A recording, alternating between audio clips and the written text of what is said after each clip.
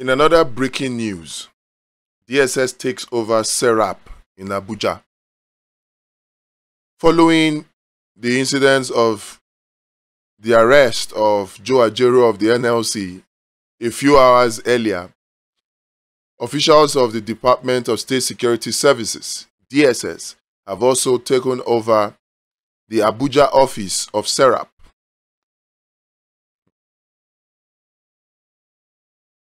SERAP is the Socio-Economic Rights and Accountability project. Just yesterday, they gave a 24-hour ultimatum to Tinubu to direct the NNPC to immediately reverse the increase in the pump price of petrol or face lawsuit.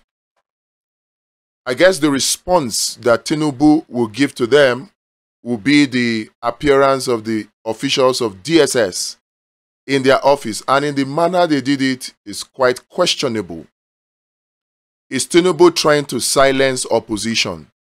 Is Tinubu trying to silence any opinion that does not agree with his own? It is not out of place for him to seek to do that, but if he followed due process, for using state security agencies to go after persons just because of the opinions they hold that does not agree with his, would be abuse of office. It would be abuse of the democratic processes. It is a concern because this is the same Tinubu that paints himself as a Democrat, as somebody who fought for democracy. The activities of opposition in this Tinubu administration that is just over a year old is nowhere near the activities of Tinubu as opposition from 1999. Nowhere near. This is the same Tinubu that called President Jonathan names. This was the same Tinubu that led protests against President Jonathan. In fact, led protests against Abacha in a military regime. This is the same Tinubu who is a follower of Obafemi Awolowo, who is supposed to be a student of MKO Abiola.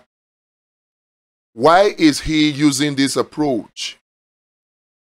Is it because he sees that the results of his administration's policies are so tough and causes so much hardship that without muscling and strong-arming the opposition, he cannot win a second time in 2027?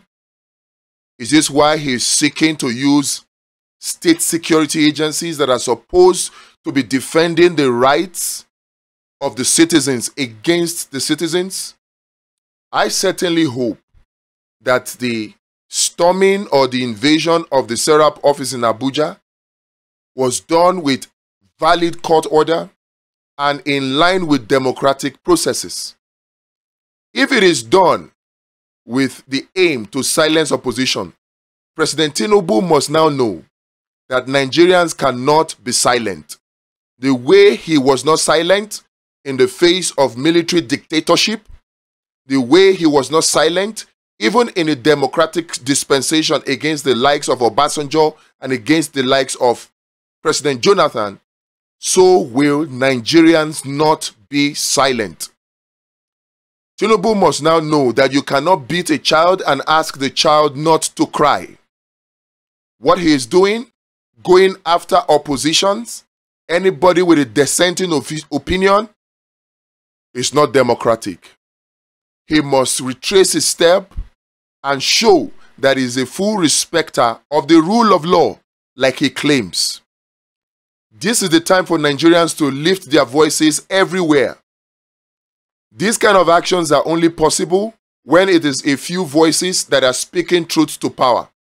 When our voices are coming from every nook and corner and coming out in the millions, how many people can the DSS arrest anyway? So this is a call, it's a clarion call for Nigerians not to be silent. It is a call for Nigerians to speak truth to power. The issues of the NNPC are there. There is nothing wrong with SERAP. asking Tinubu to ask NNPC to reverse the increase in the pump price of petrol. Every well-meaning Nigerian has made this call, particularly in the light of information that we have. The NNPC made over $52 billion, not even 52, okay, $52 billion from sale of crude oil alone in 2023. Add on top of that another $9 billion from sale of natural gas and $1 billion from sale of refined petrol products, making a total of $62 billion.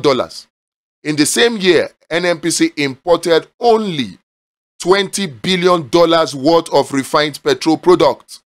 These are information that are in the public domain. Observatory of Economic Complexity, Statista. These are organizations that have international records of international trades. So even if NNPC hides it, the information are right there in the international domain for people to see. Based on these facts, it is not out of place for any well-meaning Nigerian to ask Tinubu to ask NNPC to reverse the increase in the pump price of petrol. It is not out of place. And for such an organization to be greeted without any prior notice, without any formal request, with the presence of the DSS in such a manner is uncalled for.